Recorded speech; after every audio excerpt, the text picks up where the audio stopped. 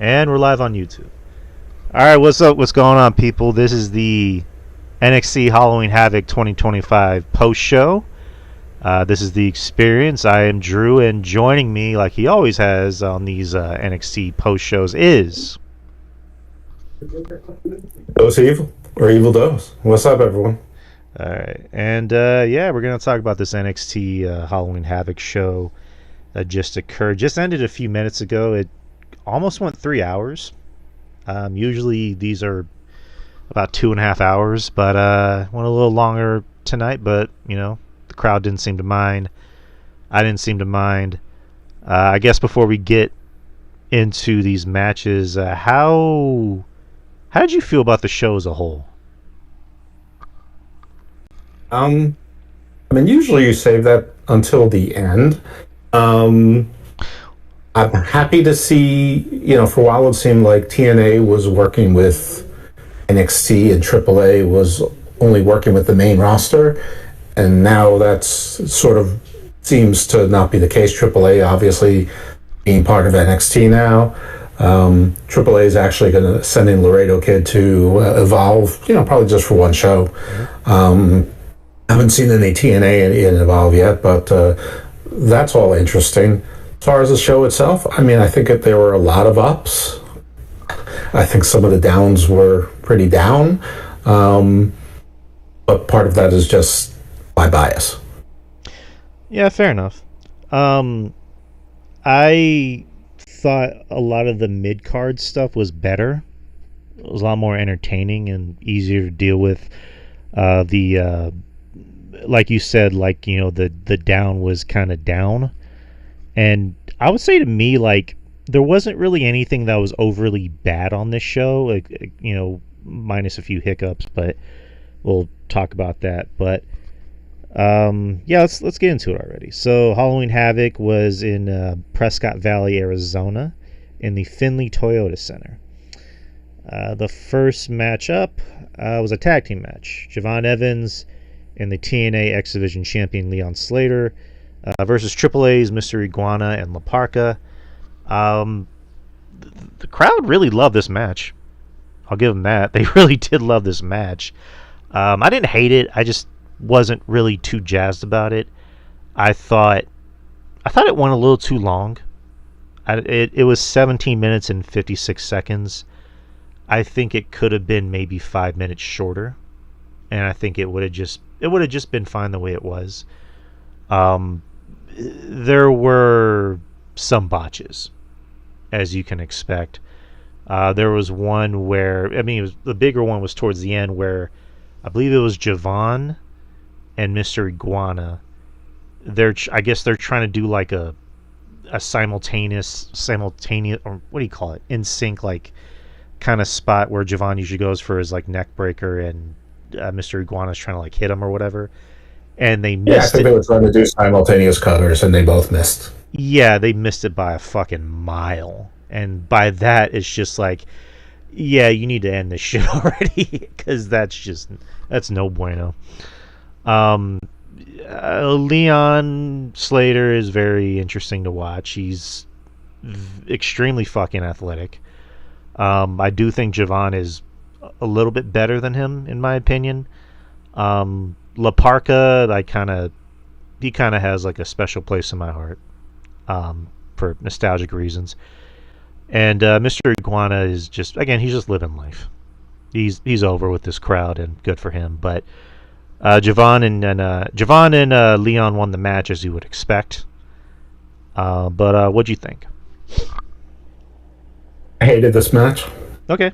I didn't want to hate it. I know that anything with Lucha in it is silly. I think putting the Lucha guys with Javon and Leon Slater is something that on paper might have sounded like a good idea, but I think to anybody who's an actual agent or producer, knowing how young those two kids are and the difference in the Lucha style and how the two of them have been trained to try to make this a tag team match just seemed ill-conceived. I think they needed people with experience to be in there to even make this work a little bit. The only dynamic which seemed to have worked, and I'm actually glad they didn't go that way, was Leon and Javon keep inadvertently hitting each other and sparking that feud, which could be interesting. But I prefer them as a tag team, at least for the time being. I like Mr. Guan as a novelty item, but it's already getting to the point where it's too much. The Ieska stuff is silly. I like it in lucha matches. I like it in the AAA universe and very limited. And it's already gone past the very limited. And I know this was a half lucha match, but it was on American soil on a 5/6 knot lucha card, or at least largely. And they're just not that good. I mean, Mr. Guan is not that good a wrestler. No. He's funny, but he's not very good. He's not very strong. Parka is not a very good wrestler. He's got funny dance moves. His costume was off the hook, all that. But none of them are very good. He's not very strong. He was trying to do like a jackhammer brainbuster kind of thing, and he couldn't. Twice he couldn't, like slow motion brainbuster.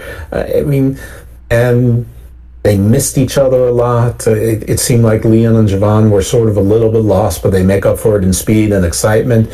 But, they kept slapping each other's hands from outside the ring and into the ring, leaning down, like almost like a crutch, because they didn't know what else to do. I just thought this whole match was a bloody mess. And I think may have been fine on an opening of a house show. But this was the opening of a PLE. And honestly, I was embarrassed to be watching this, and I was like, "Oh my God, this does not bode well for the rest of the card." But I'm like, okay, the rest of the card isn't going to be this kind of nonsense. So, sorry, not sorry. I thought this match was really pretty awful. Oh no, I mean, I'm to apologize. I didn't really care for the match either. I mean, I think you maybe disliked it more than me, but I was more just like, I guess they needed a spot for Javon on. And this was more just like, we need a match and quick. And we need a way to include Javon and Leon and, AAA guys. Perfect. It's like, I don't know. I think they could have figured out a better way to utilize Javon Evans and Leon Slater than whatever the hell this match was. But luckily the rest of the show, spoilers, was, better than this match. But moving on, you have a Day of the Dead match for the NXT North American Championship.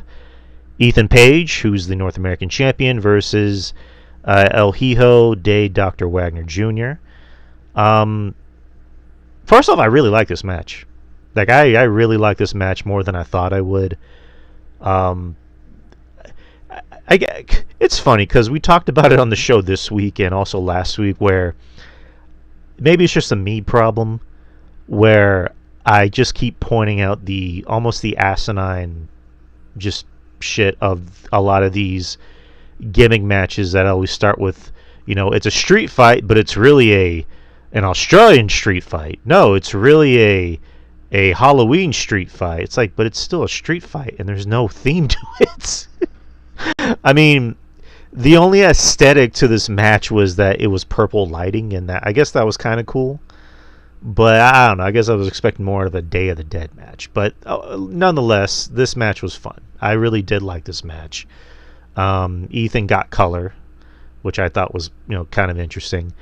I don't know. Ethan, to me, like he's kind of Mr. NXT at this point. He tends to have a lot of the better segments on the show and a lot of the better matches on the show. And do I think he's going to be like a big star on the main roster? No. But you don't always need to be a big star on the main roster. You just need to be someone who's reliable and a good hand. And I think he's someone that can be of value on the main roster. But going back to this match, I thought this was really fun. Wagner is someone that I can see why WWE has been going out of their way to try and get something out of, as opposed to Vikingo, where they realized what they were going to get out of him from the moment those pay-per-views happened in Mexico. In this case, this guy he didn't knock my socks off or anything, but I thought him and Ethan worked really well.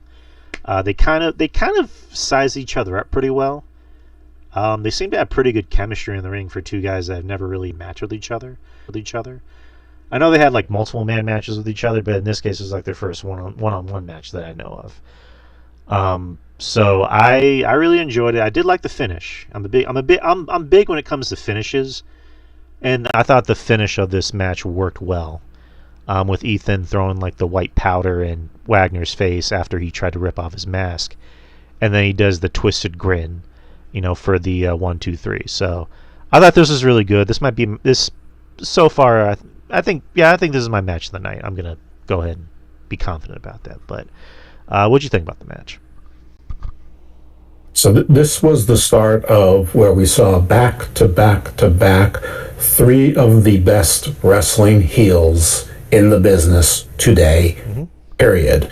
I have the same complaint that you did, which was lazy. We saw chairs and trash cans and tables with Slim Jim on them. I mean, there were no Aztec or Toltec, weapons. There weren't like Jaguar headdresses or opulent headdresses.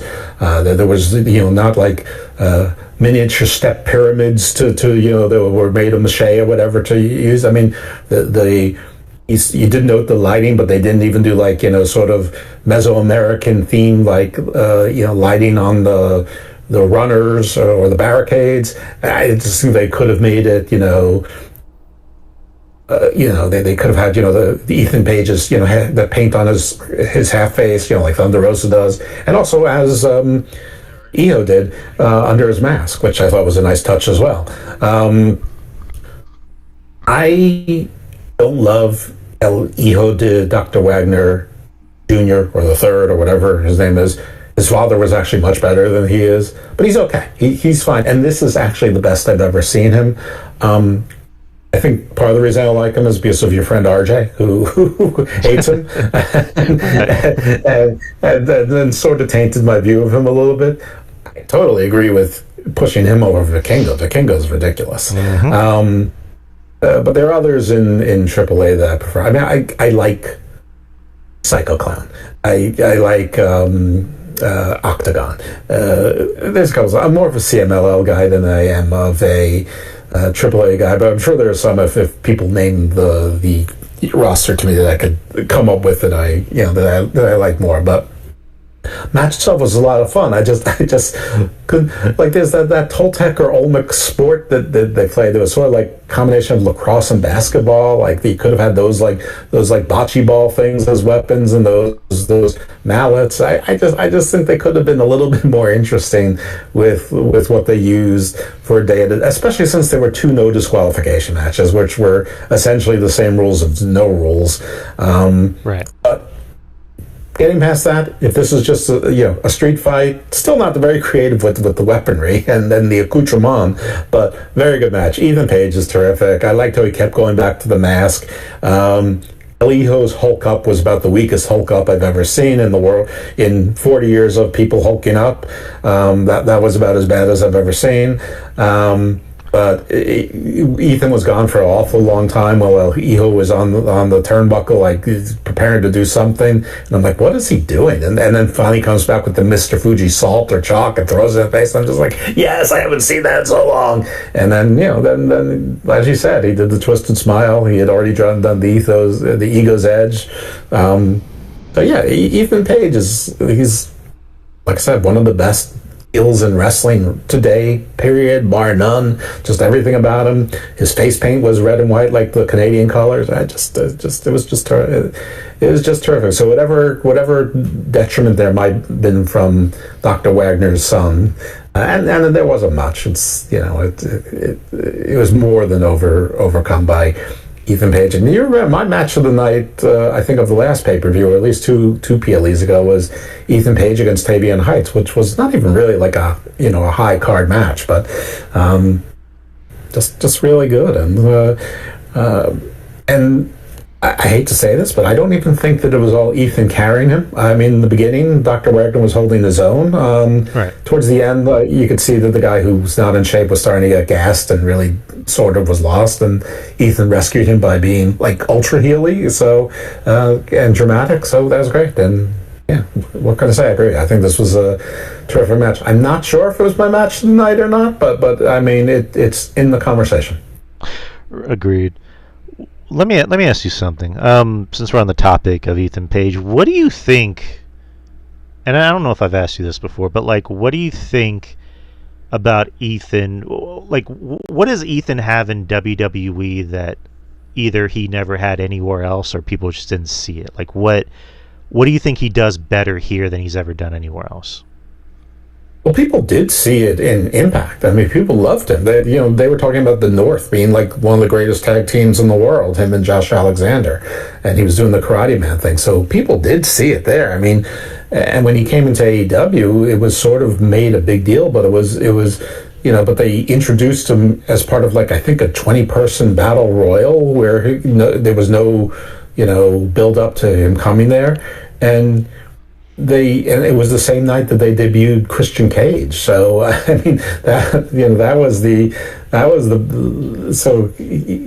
I think what he didn't have, what he hasn't had, is a chance to be on his own, not on a tag team. But NXT is a smaller universe, so it's easier to be a big fish. I mean, he came in right away as a trusted hand. He established himself. He does whatever needs to be done. He's basically the Miz, except he's better. I mean, he's faster than the Miz. I don't know if he's smarter than the Miz or more clever. I mean, I think they're similar, but he moves better. Like, I don't think anyone would say that Ethan Page is a safe style wrestler. Which, the Miz is now 44, so that criticism is stupid at this point. But Ethan Page is better at the wrestling part of it, and somehow more believable, even though he's smaller. I don't know. I think just the answer is opportunity, but I don't want to blame necessarily. I mean, I always like to blame AEW with their clutter and all of this, but sometimes you're just a better fit someplace else. Tony Storm was a better fit in AEW. Swerve was a better fit in AEW. That's just sort of the way certain things are. And Moxley, better fit in AEW. For his goals anyway. Yeah, I was about to say like what? Yeah. I mean, I haven't watched AEW in 2 years, so I really only am vaguely aware of what's going on, and mostly through criticism on, what goes on the X and the few wrestling podcasts I listen to.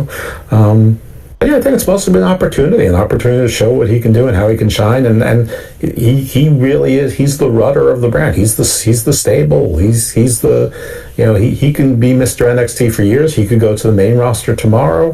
They put him with Chelsea Green. That worked. Like certain people, they work with anybody, and those people should be valued. JC Jane works with anybody. Tatum Paxley works with anyone. Ethan Page seems to work with anyone. So, Drew McIntyre. So, I think I just think it's an opportunity. But yeah, I mean, I agree with you that this match was great. They could have been a whole lot more creative, or even a little bit creative with the weapons and the environment and the atmosphere. Tried to combine those two words. But yeah, great match. A lot of fun. Agreed.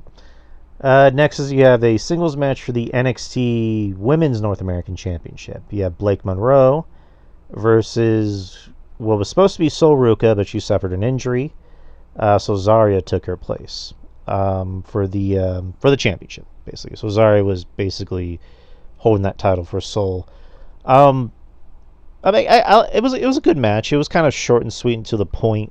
It didn't go overboard.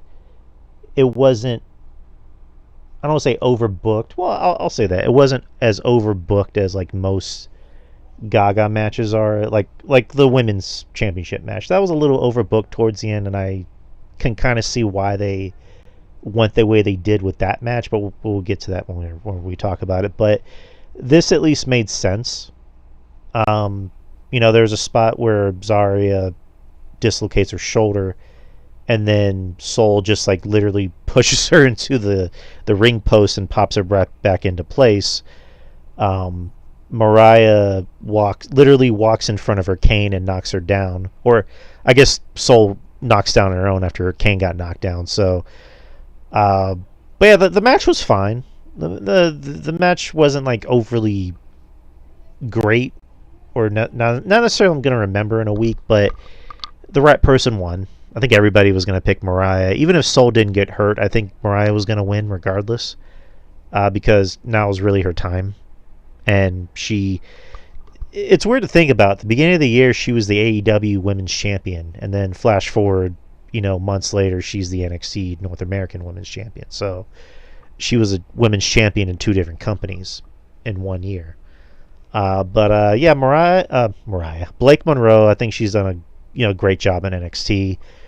To your point, what you were alluding to earlier about heels, she's one of the best heels in the company. She might even be, as far as like heels as women, she's up there with Becky. And I think she's done a really good job in NXT. She obviously feels more comfortable in her role in NXT. The fans seem to take to her. And I'm not going to 100% say I'm her biggest fan, because there's still some problems I have with her matches. But like, I think she's very good. I think she's kind of close to winning me over, but not yet. But she's the champion because she deserves to be in the spot. But overall, what'd you think? Blake, I'm pulling for you to win over Drew. Hopefully you can get there one day, girl.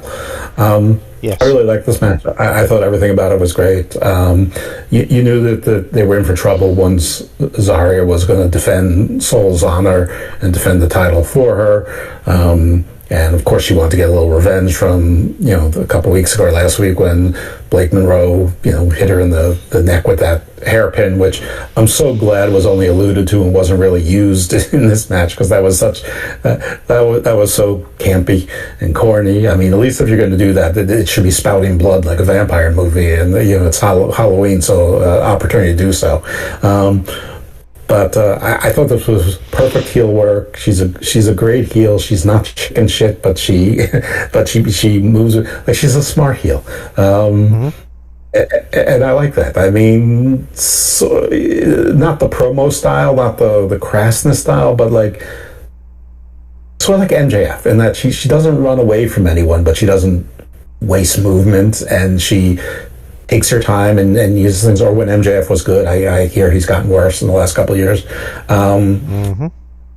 But just, I don't know. I feel like this thing was a whole pleasure, just a pleasure watch. I mean, Zarya with the power, but not particularly crafty, not a lot of interesting moves. Blake Monroe using everything to her advantage, even accidents.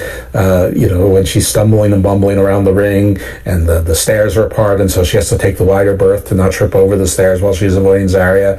And she turns around and, maybe purposely, maybe inadvertently kicks out the crutch from under Soul, and Soul falls down, and Zarya making the same mistake she did a couple weeks ago in the Battle Royal, which was even stupider, because you could still go to your friend without eliminating yourself in the Battle Royal. You could go under the ropes, under the second rope, under the third rope, anything other than jumping down and off the top rope, and you're not eliminated. And you could have gotten to her half a second less quickly and hugged her a little bit more.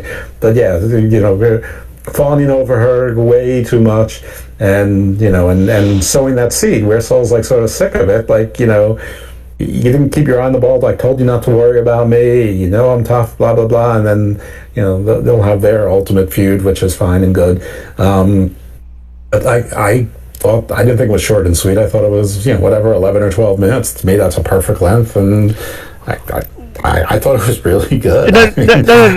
No. Like, I actually like the fact that it was shorter. Like, because I said short and sweet as, like, it got to the point. Like, the match, it had a point and it got to it, quickly. You know what I mean? Oh, yeah. Yeah, I immediately got to the point when she does a Luthez press and starts hitting her. It's like, I love that the heel comes out attacking. She's the smaller, gets the power one, and so she's not going to run away. She's just coming in, boom. And I don't know, I liked everything about it. And to kind of piggyback off of what you said about Blake earlier, is that she doesn't do the typical chicken shit heel thing of just like, I'm gonna talk shit, then I'm gonna run away from fights. Like, I hate that. Every now and again that works if you're trying to piss off the heel. Like, if you're talking shit and then you walk away and you're like, but we're gonna do this on my terms. But if it's like you literally run away from every single fight, it's like, how am I supposed to take you seriously? With Blake, it's like she's not afraid to get scrappy. Like, she's not afraid to go out there and whoop a bitch's ass. So, yeah, I I like Blake a little more than I used to, but I'm not just there yet. But no, I didn't think the match was bad. Definitely didn't think the match was bad. Um, another thing you kind of mentioned is that Zarya kind of doing the stupid babyface thing of eliminating herself from a battle royal, and then she kind of does it again, during this match where Soul gets knocked down and then she helps her out, and then when she gets back in the ring, she gets pinned. Like, I don't know, maybe this is kind of me kind of overanalyzing that, but like, don't you think that's kind of what makes Mariah a good heel, is that she kind of makes the baby faces overthink and then they make stupid decisions? Maybe. I mean, it could be, but Zarya seems to do it to herself, which makes her, more of a Jim Neidhart than a Bret Hart. Which is fine. She can be a palooka. I mean, Dino Bravo would have had a perfectly good career if he wasn't a criminal and got himself, assassinated. Oh, that was dark. Well, Bravo was just a power wrestler. I mean, that's all he was. He was like a big lug who would punch, kick, clothesline, and some sort of power slam type of thing. That's who it was. Jim Neidhart's another one. But I think Jim Neidhart's more like Zarya in that he's got the mean look, but he's a face, and he's got and he's got the little bit of personality. Dino Bravo didn't really have much personality, but anyway, not everyone needs to be a smart wrestler. I'm not sure Road Warrior Animal was ever all that smart either. Tell him, Hawk. So do you think Zarya goes heel after this?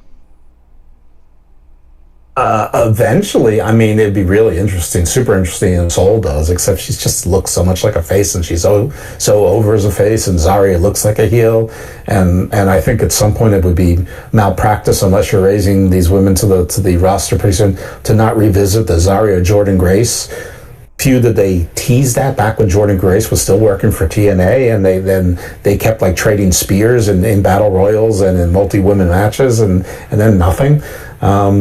So, I know I'd like to see that match. But I think at some point Zarya goes heel, but in her mind, she's not heel. She's right. She did everything she could for Soul. She, busted her shoulder. Soul, you just assumed she's all of a sudden she's a doctor, and she thinks she just pushed someone into the post and your shoulders back in place. I mean, how did she know she didn't make it worse or whatever? She doesn't know how to put something back in. So she'll be like, I defended your honor and you put me in a bad predicament. I just sort of, stayed out of it and worried about myself. Instead, I worried about you, and worried about you it got me a separated shoulder and embarrassed on a PLE. I don't know. Yeah. I think Zarya will turn heel. I mean, she looks like a heel. Yeah, and all of everything you just said is what describes a heel. They always think they're right. But yeah, moving on is the NXT Women's Championship, the main, or not the main event, but the main Women's Championship. You have JC Jane versus Tatum Paxley, and again, this is probably my second favorite match of the night. I really did like this. I went in not really knowing what to expect. I kind of assumed they were going to go one way, and then they went another, and I was very, very happy with the result.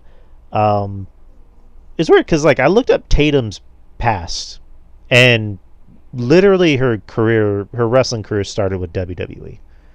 She was never anywhere else. She wasn't with Evolve or with any other wrestling school. She literally started her wrestling career with WWE back in 2021. That was when 2.0 started, and it's crazy. It's crazy to think about that. But JC I think has been around a little bit longer. I think she actually did go to a wrestling school, not with WWE. But I like this match. These two I thought worked well together. The crowd was into it. I thought they got more into it maybe in the second half of the match, because in the beginning it was a little slow. Not bad slow, but they were trying to be more methodical in the beginning. And of course you had the teams interfering to where I think I always forget her name. What the fuck's her name? Laney Reed. Laney Reed. There you go. Laney Reed jumps off the top rope and hits both guys in the colling, and then Izzy ends up giving her a big boot, and then Fallon ends up taking out Izzy, and then the referee points to the colling, and he points to them individually and says, "You're out of here." And then he looks over at Fatal Influence and goes, "Ladies, you, out of here." So I don't know. I thought that was kind of funny, where he's just like, "Ladies, you're out of here."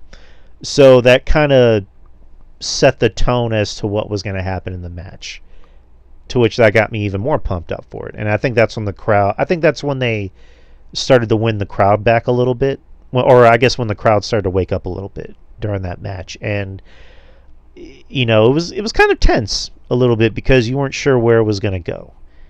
And I'm glad it went the way it did. I will say, how I mentioned earlier, that I get the interference, because I think it would have been lazy, booking if like they didn't get thrown out and then there was like a big schmoz and then Izzy ends up doing the same thing anyway. But I don't know. Like I was a little mixed on it, but I get why. Like the teams ended up coming back anyway, and the refs were trying to like break them apart. And then Izzy comes in with the belt, and she looks like she's gonna hit Tatum, and then she goes after JC, and then JC gives her like a big boot. And what's her name? Tatum goes for her. I forget what her finisher is called. It's called Grave something. And Well, the champion's finisher. well, no, like she has a name for her finish. It's called like the Grave something. I know. I don't know what the name of her finisher is. But she pins her, and the referee's out there. And first, that kind of got me nervous. I'm like, no, you're gonna go with this finish. And then he comes in 1, 2, 3. So Tatum is the new NXT Women's Champion, which I was happy because I was my heart wanted Tatum, but my head was thinking, okay, they're gonna keep it on JC. But then I'm thinking about the show you and me and RJ did last month, where I don't know if it was you that brought it up or me or RJ, where it was just like, who is JC going to eventually drop this title to? Like, who's more believable in the role as someone who can beat JC? And I remember us having a hard time thinking of names, because it's like, okay, could it be Lola? Okay, it's not going to be Lola. Could it be Fallon? No, there's really nobody else on the roster right now, because That was you two. I was like, I could see anybody doing it, because they can make anybody come up as a champion. So I didn't have to. Okay. I didn't name any names because I'm like, it can be anybody. Right. But I'm happy it's Tatum, because I think Tatum, it's one of those things where, I mean, I got to be honest, where like this almost seems like it's the same thing as JC, where JC has been around for a while, that they're like, okay, we're gonna put the title on you, see how it works, and it worked. Like, it worked out. She had a pretty good title run, and they actually made her seem more serious. Tatum, I kind of hope is, but I get the feeling that she's gonna be a transitional champion. Everyone's a transitional champion. Well, no, I think hers is more of just like, hey, we're going to give it to you because A, B, C, and D, but we really want to give it to this person. Which, I kind of just answered my own question. But well, what's the transitional champion? Any other champion that's not named Bruno Sammartino, Bob Backlund, Hulk Hogan, or Roman Reigns? Well, I guess like I'm seeing it differently than you, where it's just like, I kind of hope hers isn't just like a one and done title reign, where it's just like it probably will be, because the story obviously is the ambiguity of what was Izzy Dane doing. But they have time, because they have Jordan Grace now messing with Kalani Jordan. They have Lash Legend, and probably will be a short program with Kendall Gray over the Evolve Championship, and they don't really have anyone else. So I think that Tatum can have a nice little 3 or 4 month reign, sort of a la JC Jane, until finally, something happens with her and Izzy Dane. But it would have been so lazy to do, that Tatum gets betrayed outright by her friends again and is the lonely loser with no one. And then what's she going to do? Turn to Stone Cold Steve Austin? And the Fatal Influence. So here's the little secret: that Laney Reed was moved up to the main roster like 2 months ago. It was the story leaked that she was added to the main roster, and then they added her to Fatal Influence. So that was the tell. I mean, Alan and JC have been ready for a long time to be moved up, and they were working with Jasmine, who decided she wanted to do other things, and now who knows? Whatever. It's a shame, but Lainey Reed, they put her with Lainey Reed. That worked out well. And I thought this match was great. I didn't think it was overbooked. I think it was booked just enough, and I think it protected the Fatal Influence brand, which I think is going to go straight to the main roster, and they're immediately going to make themselves known in the women's tag team division as a threesome, and terrific and great for all of them. And Tatum, well deserved. I think I'm the only person on earth that predicted Tatum Baxley was going to win tonight for all these reasons. So praise me, everyone worship me. And I thought it was great. And this is my match of the night because it was, to me, it was just so much fun. And Tatum wearing like the Jennifer's Body costume. I mean, or some horror, cheerleader with blood movie. I'm going to stick with Jennifer's Body. I'm not sure if that's really what it was or not. I was wondering what the coloring we're all doing in white because I knew there was going to be blood. It's NXT for God's sake. I think it has to be a horror thing of some kind because I've seen it somewhere, but it's definitely a horror thing. It's either like an animated, like a anime thing, or it's definitely a horror thing. I've seen it before. And it could be an anime thing because her and her husband are complete anime dorks. But but again, I'm happy for Tatum because I've been on the Tatum train, for the past few years. Like when they put her with Lyra, and she was able to get over as a character. Did you see all the tweets from women in all sorts of companies and the indies all being excited for Tatum? That tells you what you need.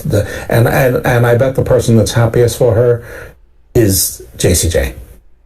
Right. I mean, why wouldn't she be? Because for anyone that doesn't know, we're going to let you in a little secret. Everyone in wrestling are friends. Shocking.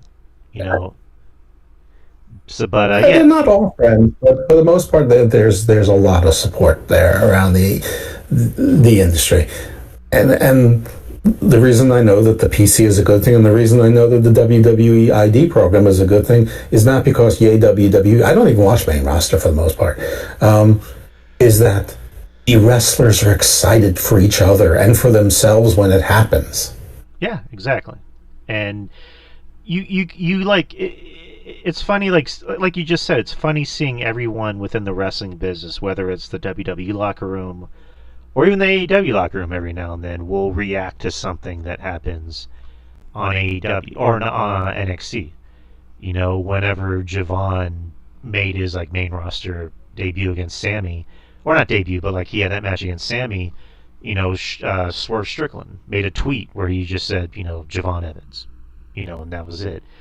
And again, same thing with Tatum. I'm almost positive JC was just as happy to lose as Tatum was to win. So people were thrilled with it. From Maggie Lee, from Women on the Indies, Mara Sade, Jakar Jackson.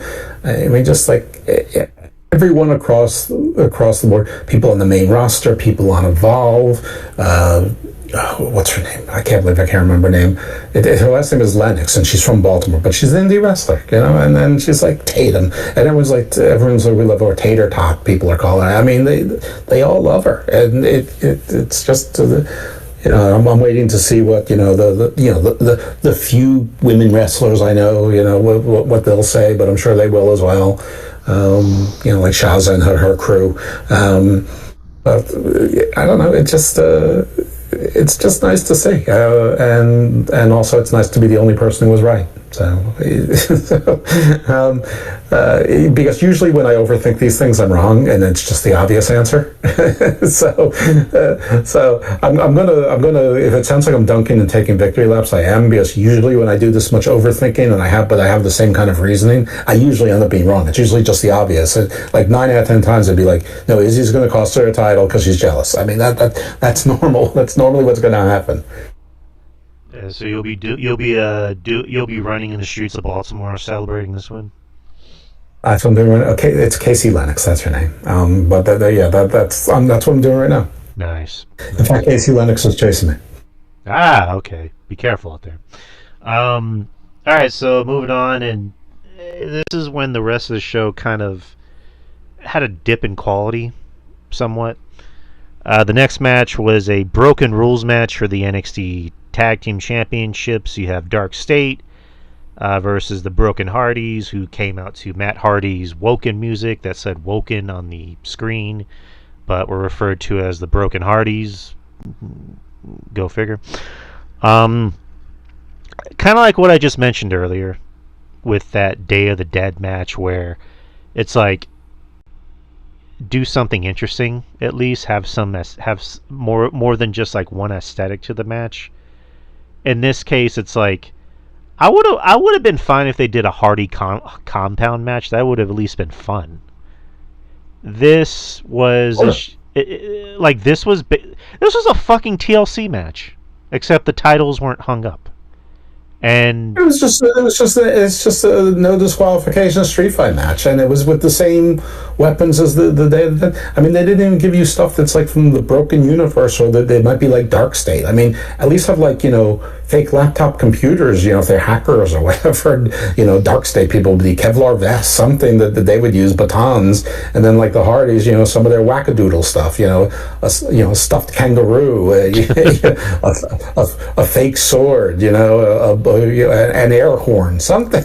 Just this is something that says broken, and I can't believe they rebroke the thing for them to lose. But I knew the gig was up because I thought this was both for the NXT and the TNA tag team titles, and once I realized it wasn't, it's like it was a 4-on-2 the whole match, which is fine because they're the heels and it's no DQ. But like the Hardys have no friends, like Javon and Leon Slater. yeah, Like, that's what I was thinking. I'm like, why the fuck aren't Javon and Leon coming out? Don't they have beef with Dark State too?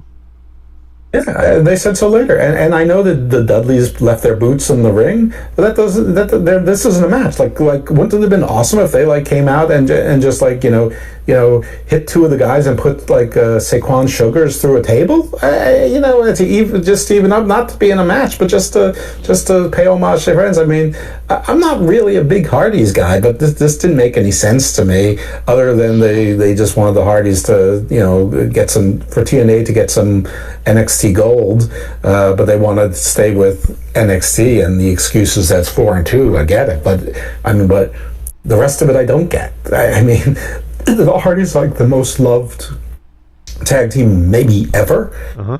And no one in the locker room has any interest in helping them in a no DQ match. No one from TNA is there to help them. I mean, this was just it was. I mean, I don't hate Dark State. I sort of like Dark State, and if you're going to establish a faction, they may as well have goals, and if they have goals, they need to achieve them.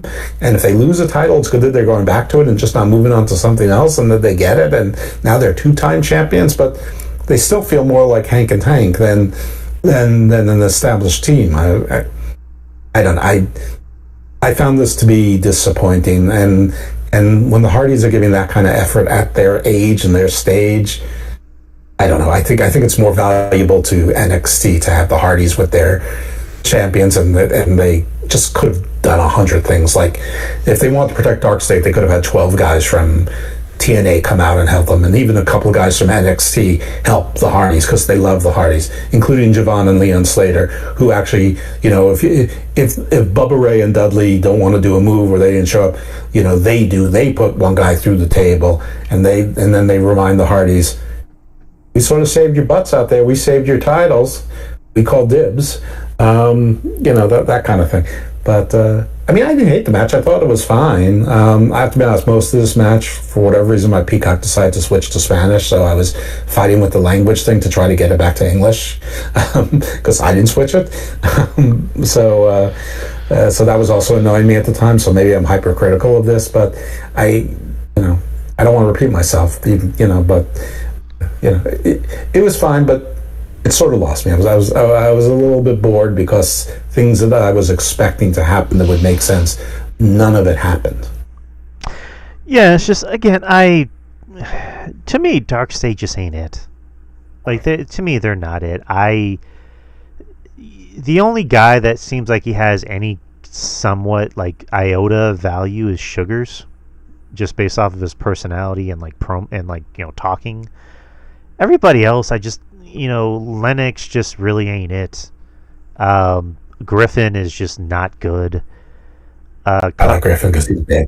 Yeah, Cutler James, for a while was doing that thing where he was saying very ambiguously sexual and maybe homoerotic kind of things, but then he stopped doing it for some reason, and now he's just another. Well, they probably told him to stop, and that it was stupid. I mean, he kept saying, "We're going to be in your ass. We're going to be up your ass." It's like, yeah, shut but up. yeah, but it was funny. Like it was at least making him like getting him over somewhat. It was funny once when you thought it was an accent, and then it was funny a second time when you realize it's not quite an accent, and then it just got stupid. I don't know. I'm not big on Dark State, but it's just like this match. It's like you bring back the Broken Hardys, and then you have them lose to this group. And again, I don't see it. Dark State is very much in need of an actual leader. Now it's too late now, but they would benefit if they had a secret leader in the back. If they were going to bring in Mustafa Ali back or whatever, like he's the secret leader, or like a General Skandar Akbar or something, or Joseph Samael, who's spoiler back in MLW. But someone like that, like for a while, I thought maybe Trick was going to be their secret leader. Then I thought maybe it was going to be Stax, as he was betraying the D'Angelo family. And then, of course, I re-fantasy booked the same thing, except with Nico Crucifino, who's apparently in witness protection. But it's probably too late now, and I guess it doesn't matter at this point. But no, I don't.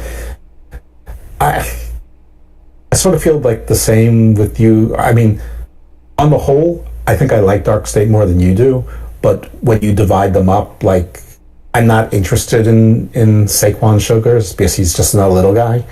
He's got a little bit of a personality, but if I was going to keep one, I'd keep Osiris Griffin, because I'm always going to take the 6'1", 265 guy over the 5'10", 193-pound guy. Right, but it's just like the big guy needs to at least be good. Like you can. He doesn't. He just needs to be big. He just needs to be big and a bruiser. I mean, he's. But you got to hit your spots at least. I think he hits the spots. I mean, it's hard to tell in this match because you got, first of all, two 48-year-olds who are completely broken, and there's four other bodies that are all over the place that are basically rookies. So, I didn't see him stand out worse than anyone else in the match. I mean, the only one who really looked like they knew what they were doing was Jeff Hardy, which is a minor miracle in and of itself. Yeah, I mean, and again, I love the Hardys. I love Jeff more. I've always loved Jeff more. Like you said, Jeff seemed like he was the only one actually doing something that more competent.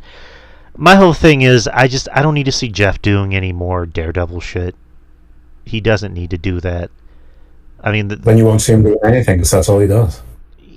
Yeah, but it's like the whole thing is like Jeff is supposed to be sober, and anytime I see him do that and hit and like fall on his back, I'm just like, I wince. I wince more than I ever did before with Jeff, because it's like, I hate to be overly dramatic, but it's just like I think about his kids. Like I'm just like, it wouldn't be you if you weren't being overly dramatic in people's lives. Listen, this whole thing was worthwhile for the vignette with the kids doing delete, and Rebbe in the bodysuit. Good God. Yeah, Matt needs more kids apparently, but I didn't care for this match, and it's again they are good Christian folk from the Bible Belt. They got to make more semi-white kids. Semi-white kids. I don't know. I would have preferred if this was like a Hardy compound match, but they did what they did for a reason. Or in the desert, there was like rattlesnakes and coyotes and a blood moon, and then all of a sudden you see three moons when it's supposed to be one. The bat turns into a skinwalker. I mean, they could have done all sorts of things that were fun and ridiculous. It's Halloween, but no, they decided to keep it all in the arena and not make another cinematic movie or whatever the decision was, I agree 100% with you on that. I would have rather seen, a cinematic, type of fight. But we got what we got. I didn't love it. I didn't hate it. It is what it is. I only had room for hate for one match, and that was the opening match. But this one, on a scale of 1 to 10, I would, put this at a 4. All right. And now we're on to the main event, which was for the NXT Championship men's. You have the champion Ricky Saints versus Trick Williams. I'll be honest, I didn't really care about this match. I like Ricky Saints more than you. Trick Williams I do like, but this match was very predictable. And we've said on the show countless times, there's good predictable and then there's bad predictable. This was neither. This was just in the middle. This was just middle predictable because you already knew who was going to win. You already knew where this was going, and my interest in this match was it's not a terrible match by any means. It's very generic because you knew where it was going, because Trick is going to the main roster. When that happens, it should probably be sooner than later, especially with all the injuries going on. And Ricky, I do like Ricky, but I'll admit I'm not always jazzed about his matches. I find myself more interesting in the women's division and a lot of the mid-card matches as opposed to, the main event scene. And whenever I agree, Ricky should be in the women's division. Oh God. Whenever Oba and Trick, leave to go to the main roster, that's going to leave a big hole in that main division for the men's. So they're going to need to figure some shit out. But again, I got really nothing else to say about this match other than it wasn't really a terrible wrestling match, quote unquote. It was a wrestling match, but it wasn't anything overly exciting or memorable, if that makes sense. But what'd you think? For main event, it didn't feel like a main event. I also agree with you that the ending was predictable, which made it seem like a drag. There's no universe where you can convince me that Ricky Saints is a better wrestler, better character, or more interesting, or it could be Trick Williams. I'm more inclined to believe that Daniel Bryan could be Brock Lesnar than I am to believe that Ricky Saints can be Trick Williams. Ricky Saints he punches like a girl. He's not strong enough to do his finisher on most of the wrestlers. He can't do the Rochambeau because he's not strong enough to lift these guys. He won with a tornado DDT. That is Orange Cassidy's transition move. His spear is okay. It's fine. It's it's better than Jey Uso's, but everyone's is better than Jey Uso's. Mine spear is better than Jey Uso's. I routinely made jokes with Lufisto, and pretty much any show I'm on where anybody would do the spear, I add them to the list of people whose spears are better than Jey Uso. Ricky got some color. I hate to say this, but I was hoping that he was sort of concussed and couldn't really continue, so they would have to keep the belt on Trick. I know he's going up to the main roster. I know that's just what I just said is a terrible thing to say. I find Ricky Saints so unconvincing. I find him to be just someone who's cosplaying. Maybe I was scarred from the days when I was in the Salamonster Sounds Off, and that entire group, including Jason, would tell me that Ricky Starks and Sammy Guevara and Daniel Garcia and Lee Moriarty are future world champions, and Wheeler Yuta. I'm like, not a single one of them. They all stink.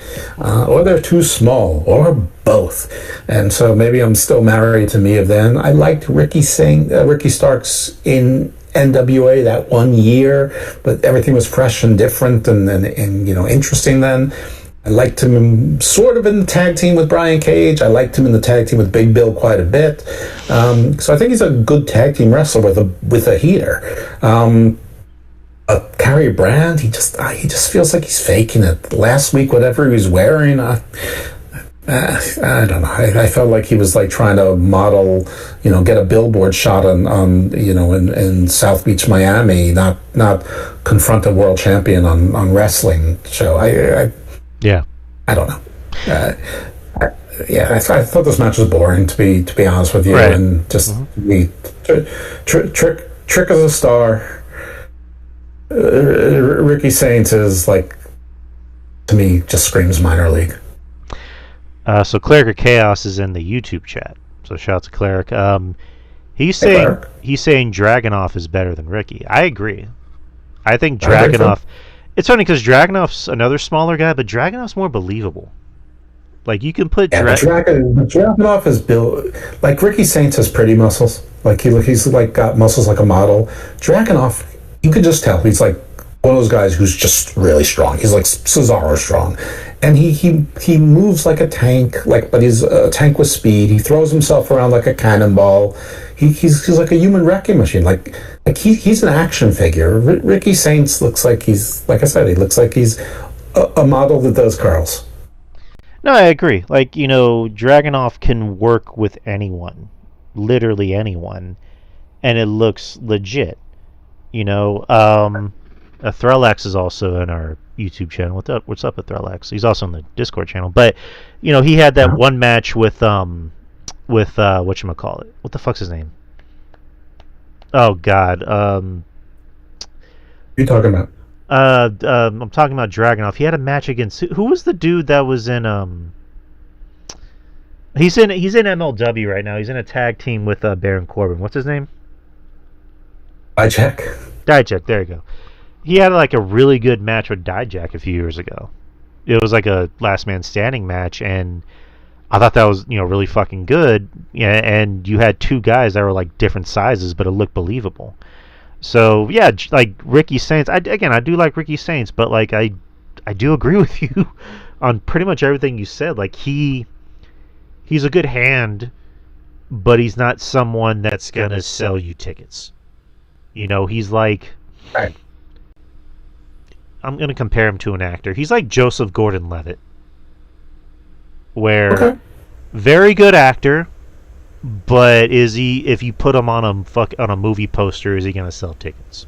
No. Right. And those few movies where they made him an action star, did it really work? No.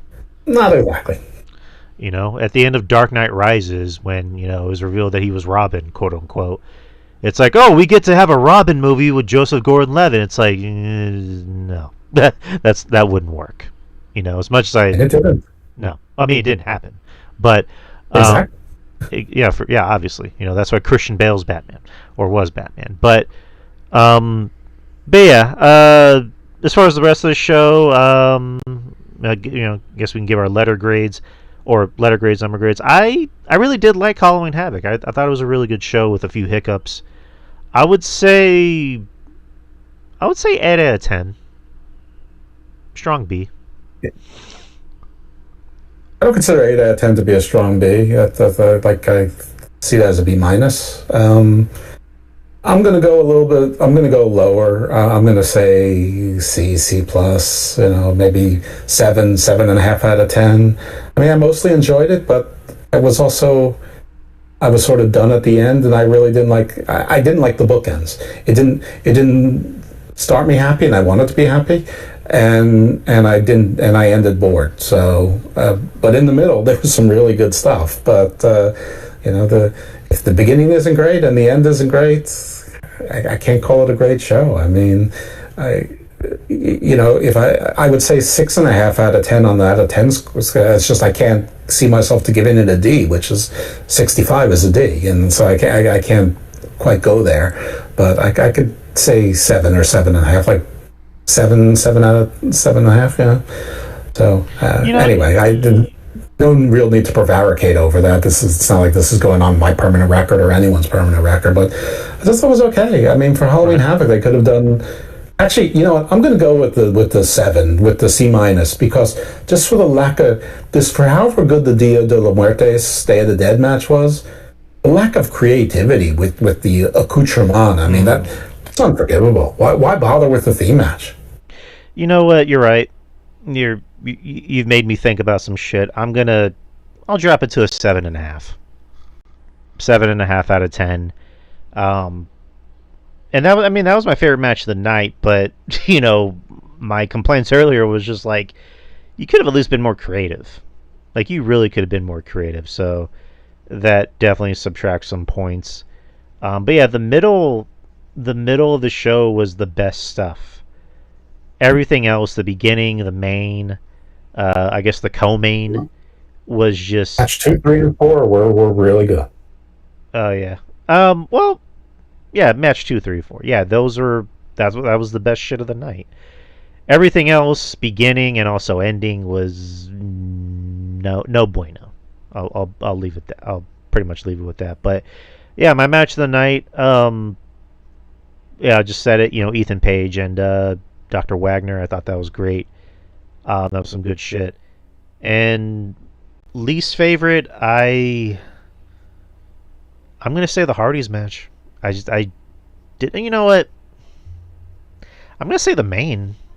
I really didn't really care for the match because at least the Hardys match, it at least had some cool spots in it. At least the finish of the match was kind of cool with them doing the Doomsday device for the win, and there's some cool spots. The main was just very dry. Like it was like eating wheat toast dry, and I like wheat toast but with my eggs so I can dip them in the yolk. Wheat toast by itself with just nothing else is just not enjoyable, but to me anyways. But what about you? Favorite, least favorite match? Favorite match was the women's title match. Tatum Paxley with the win. I think it sort of shocked the world, even though I made the prediction. I think I posted that I'm 97% wrong. The match, I mean, I only said I hated one match, so that's going to be my least favorite match. If you're going to do the silly stuff, if you're going to have a silly, basically comedy match, at least everything has to hit. I mean, and I think the epitome of this match was when Slater and Evans were on the outside, and Ieska was on the outside, and Mr. Iguana was coming out to do a dive onto them, and the spot was they were going to throw Ieska to him, and he's supposed to catch Ieska, and and then land on them with Ieska in his mouth, and he dropped Ieska. That fumble, that was like the metaphor, or the example of the match in a microcosm right there. Nothing worked in this match. There were a couple comedy spots. Yes, the crowd likes to cheer for Mr. Iguana, and they like to see La Parka dance, and it's funny to see a skeleton dance. I agree, and and Javon and Leon Slater are both spectacular, and they do moves that almost nobody else does, especially together. But somehow when you've got two of them doing it, it sort of cancels each other out a little bit, and this match was completely out of sync, and so the silliness, instead of being funny, quickly went from funny to just, this kind of sucks. So that's my least favorite match of the night, and again, Tatum Paxley, can't say it enough. Kudos to JC Jane and every incarnation of Toxic Attraction and Fatal Influence. Just a wonderful run for her, and everyone that Tatum was with, she made Lyra Valkyria interesting. I mean, Jesus. I mean, the nobody has been able to do that before or since, and I don't think anyone ever will. That's it. A bit of an underwhelming show. I expected more in terms of surprises and fun and spooky stuff. I mean, the show really misses having like a Shotzi or a E.G. Dolan type on there to do. I mean, the closest is Tatum Paxley, but she couldn't be the MC because she's in the main event. They really could have used somebody with some spooky personality here. Like, even if they borrow Rosemary from TNA and had her be the MC. Yeah, because like the past few years, like this was usually Shotzi's thing. Like she'd be the host, even if she wasn't like wrestling on the show. And the wheel, make the deal. Yeah, like she legit seemed like she was into it because Shotzi's whole thing is she loves Halloween. Like she's still good. No, I know, yeah. I know. But like every October season, she'll post like videos on her Instagram where she's like, mandatory horror movie night. And yeah, I did see the clip earlier where I don't know what show it was, but she came out dressed as the Bride of Frankenstein, and she had, I guess, what looked like a chainsaw, but it wasn't really a chainsaw.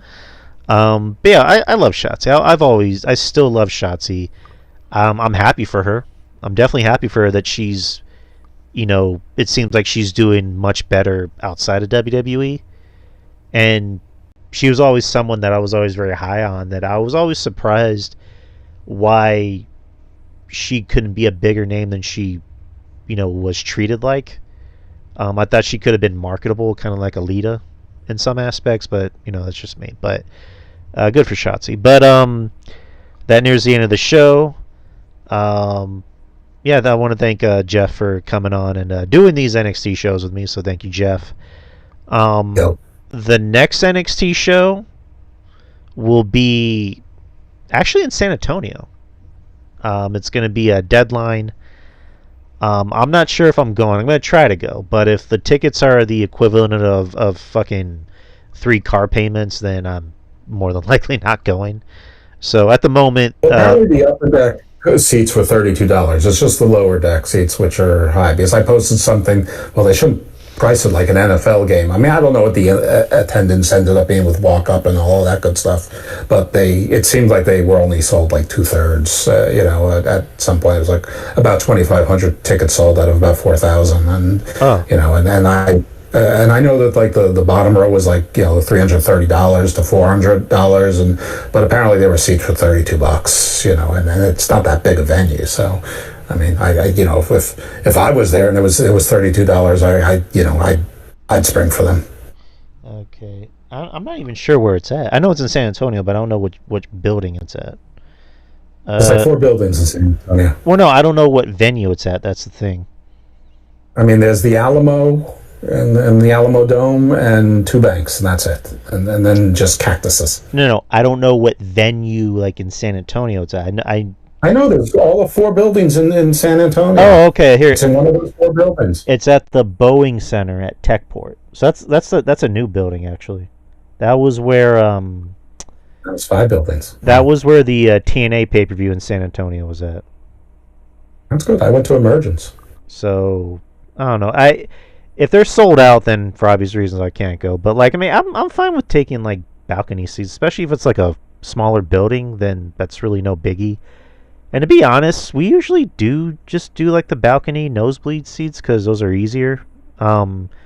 Sitting front row, like in my opinion, isn't all as cracked up as people think it is because you can't really see that well. But I don't know. If I'm able to go, I'll go. But at the moment, the next show is kind of up in the air. But I'll definitely keep you updated as if we do end up going or don't go. But all right, so yeah, pluggy plugs, Twitter X, DY Experience, Instagram, same thing, TikTok, same thing, YouTube channel, of course, subscribe, currently at 169. I do have I opened up a supporters club thing on Spreaker. It's not really mandatory to sign up. It's just $3 a month, so it's basically one of those things of like, if you sign up, it helps the show out in any way possible. And I've also been toying around with the idea of posting some extra content on there, maybe doing some movie reviews. I don't know, we'll see. Or just adding like some after show or pre-show stuff that we usually do on here where we just talk off the cuff but we don't really post it. But yeah, it's just $3 a month. It's no biggie. What else? And then Friendly Neighborhood Marks with me and RJ. Hopefully we'll be doing a show next week. And Culture Attack with me and Ruben. And Cleric is saying you should have done that years ago. And tomorrow, I'll be debuting a new show with my friend Anthony, and it's going to be a basketball podcast. So, not a wrestling podcast. It's going to be a basketball podcast, and it debuts tomorrow. We're not going to be live. So it's going to be a pre-record, but if there's any basketball fans on here, NBA fans, look for that to drop. I have a name. It's going to be Meadow Street Hoops or Meadow Drive Hoops. It's a take on the neighborhood we grew up in. So look for that to drop, people. And yeah, that's about it. Jeff, go ahead and plug yourself. Follow me on the X at dose_evil. So my podcasts are called Garden of Thought. They basically come in three different flavors. The one I dropped today was on King Solomon with a yeshiva, Zohar, Kabbalah trained, not quite rabbi, but best Hasidic Jew, Orthodox Jew. And talk about a lot of things. Barely got to Solomon and the demons, but a lot of interesting stuff from the Hasidic, the sort of mystical side of things. I dropped a show. It was actually a solo show where I interviewed Ricky Reyes from Ring of Honor and Lucha Underground and stuff. Actually, he's pretty good friends with CM Punk. They were roommates for a while and stuff like that. And I think Monday I'm dropping a show, Gospel of Thomas, where it's me and Mr. Thomas talking to our first reigning world champion, MLW heavyweight champion, Mads Kruger, was on the show, and that went great, really funny. I promise you. And Mads Kruger, unlike Thomas, is a fan of good science fiction, and he loved Alien Earth. He loved it so much he already watched it twice through, and he's going to join me on Garden of Thought in the future, and we're going to review Alien Earth. So that's a lot of fun, yeah. And then there's the third version, which is a little bit more business law and realpolitik based, and I think I'll drop it either this. Okay, so it depends what happens with Three Eye Atlas, whether or not I drop a show that's more aligned towards that. If I just drop more of a legal show, I talked to a Maryland attorney who was a Major League Baseball agent for many years. So I've had an NFL agent on and a Major League Baseball agent now. So I try to get things that are of general interest. Things I do on Soup, I do the LFG review show with Lufisto. If there's a demand and request, well, there's talk of she and I doing another show on the Soup, or we may just wait until LFG season 3. If there's not, on the Wrestling Soup and Friendos feed, I do Dose of Chocolate, which is the Evolve review show. And tomorrow, at some point, probably night, I'm going to record on Marie Shadow's Squared Circle podcast a review of MLW's, I think their own Dios de la Muertes show, which was the TV taping portion of Slaughterhouse from a month ago in California. So we'll do that. I always review MLW shows with Marie Shadows on her, so shout out to her. That's probably it. I don't know. I'm sure I'm forgetting something or other, but don't worry. If you follow me on the X and just subscribe to Garden of Thought, you'll get or hear about everything. Hey, listen, just subscribe, and if you don't want to listen, just hit, get it on Apple and hit Marcus Played. I mean, I would prefer you listen, but as long as you say you did, I don't really care. All right, man. Yeah, you definitely are the busiest man in podcasting, Jeff. I don't think that I am. I mean, there's people do podcasts every day, and tomorrow I'm recording with the cleric who's in there, who's actually stepping in as my regular guest, sort of, my scheduled guest, not regular, canceled, but the cleric stepped in, and he's an expert in certain areas that I think it's going to be a very interesting show, and it'll be very Halloween-y, and I consider the entire time until Christmas to be a spooky season. Yeah, Halloween is going to be next Friday, so it's already coming up. I've kind of been dropping the ball because, usually I go out of my way to try to watch as many horror movies as I can. I haven't really been doing a lot of it. I don't know why, but trying to keep it up. I know You're doing 7 podcasts a week and apparently taking Viagra. So a few of those things are true, but I understand that you liked Weapons, which I'm happy to hear that. I did. I thought it was rather extraordinary. Did you like Barbarian? Yes.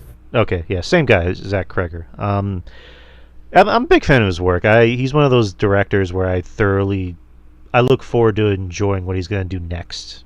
And he also writes his own stuff. So everything he does is done by him, nobody else. And he's supposed to be. I think I enjoyed Barbarian more, but I think Weapons was a better movie. Agreed. He's doing a Resident Evil movie next, which he's actually writing and directing on his own. So I'm Very much I intrigued can to see dig how it. that goes. Um, and then I mentioned to you before about Black Phone 2. Uh, Uh-huh. so anyone that isn't familiar, so me and Jeff used to do a show back when I had a Patreon, and I should find the show. I need to find it and post the clip. But basically, without spoiling anything for anyone that hasn't seen either Black Phone 1 or 2, is that me and Jeff were theorizing as to what they can do for a sequel Anyone or else think he's cutting up? I don't hear him. or a Yes, I prequel. would. Am I? I'm cutting up. Yeah, well, I don't know. I didn't hear you. I can't speak to the listener's experience. All right. Anyone can y'all hear me? Now I can. Okay. All right. So basically, anyone that doesn't know, without spoiling anything, me and Jeff, we both like the first Black Phone, and we were just kind of theorizing as to what they can do for like a prequel or a sequel, and they word for word, scene for scene, verbatim did that in the sequel. Geniuses. And I just, well, Clark, I very much disagree with you. I thought Ethan Hawke in the first movie I thought was really good, and Ethan Hawke in Sinister I thought was great. Ethan Hawke in this one I had issues with. I thought he kind of, I got the impression that anyone could have played that role in the movie. But anyways, I thought that was pretty cool that they, I don't want to say they stole our idea, but you know, What they did. Bastards. Blumhouse owes us some money. They're listening. But anyways, we're gonna end it right there. Thank y'all everyone that listening. Thank you to everyone in the Discord, as well as the YouTube chat. Cleric of Chaos and Etheralix. I'm trying to. Ether. I'm sure it's Ether, Alex. All right, I'm trying to say your name right, dude. But thank y'all, and I'll see you next Wednesday for the experience. And like I said, any basketball fans, look out for Metal There are no Drive Hits. basketball fans here. This is wrestling. We don't like sports. Yeah, I know, but I like to. I'm a promoter. You like you said, I have 7 podcasts and I take Viagra. But All right. which I don't know why I take Viagra if I do 7 podcasts. But So you need to keep it up. nice. All right, people. We'll see y'all next week. Peace out. Bye.